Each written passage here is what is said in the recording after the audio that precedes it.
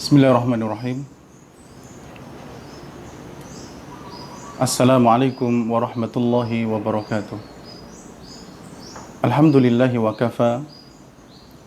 Wassalatu wassalamu ala nabiyyina al-mustafa wa ala alihi wa ashabihi wa man ihtada, amma ba'du. Ikhwani fillah wa akhwati fiddin, a'azzani Allah wa iyyakum. Kaum muslimin wal muslimat rahimani wa rahimakumullah. Alhamdulillah, segala puji hanya milik Allah tabaraka wa ta'ala yang telah menganugerahkan kepada kita berbagai macam nikmat-nikmatnya. Salawat serta salam semoga tercurahkan kepada suri tauladan kita, junjungan kita Nabi Muhammad sallallahu alaihi wa ala alihi wasallam. Kaum muslimin wal muslimat rahimani wa rahimakumullah. Akhir-akhir ini banyak bermunculan berita terkait dengan hilangnya nyawa seseorang. Berita-berita tentang pembunuhan, darah yang mengalir, darah yang ditumpahkan tanpa hak. Berita seperti ini tentunya sangat disayangkan.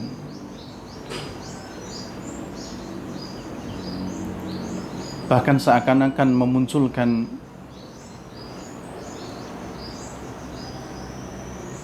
sebuah pernyataan bahwa darah yang dialirkan tanpa hak, terutama dari seorang yang beriman, adalah perkara yang sepele, perkara yang remeh. Padahal menumpahkan darah tanpa hak, apalagi darah seorang muslim, merupakan perkara yang sangat besar di sisi Allah tabaraka wa ta'ala. Ikhwani fillah wa akhwati fiddin rahimani wa rahimakumullah.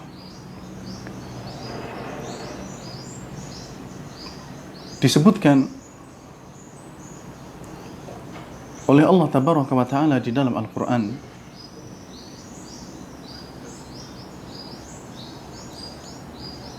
bahwa menumpahkan darah seseorang tanpa hak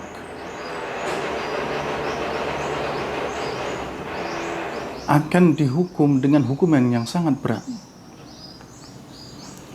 Allah Ta'ala mengatakan, wa may yaqtul mu'minan muta'amidan wa may yaqtul mu'minan muta'ammidan, barang siapa yang membunuh seorang mukmin dengan sengaja, fajazauhu jahannam, maka balasan bagi dia adalah neraka jahannam,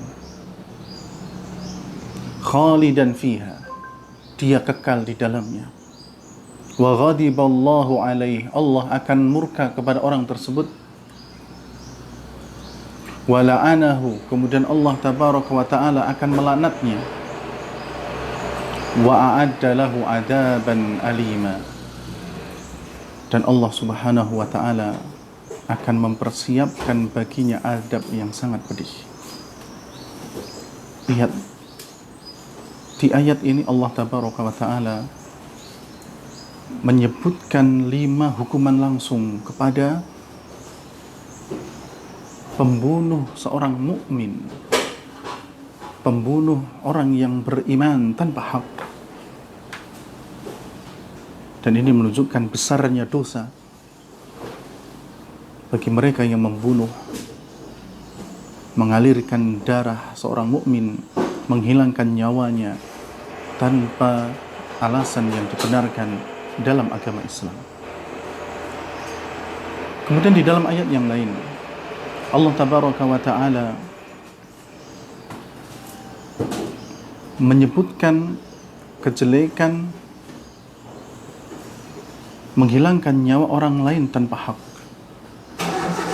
dengan firman-Nya, barang siapa yang membunuh, barang siapa yang kemudian menghilangkan nyawa orang lain tanpa hak, faka'annama qatalan nasa jami'ah, maka seakan-akan dia telah membunuh seluruh manusia.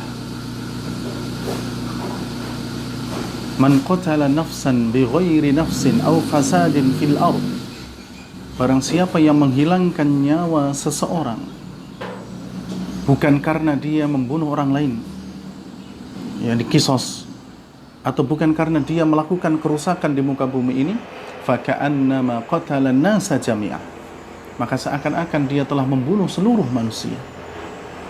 Lihat bagaimana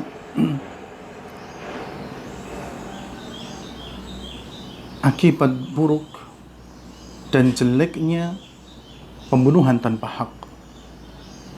Ya, satu jiwa yang dihilangkan nyawanya tanpa hak disamakan oleh Allah Tabaraka wa Ta'ala seperti menghilangkan seluruh nyawa di muka bumi ini. Betapa besarnya dosa membunuh.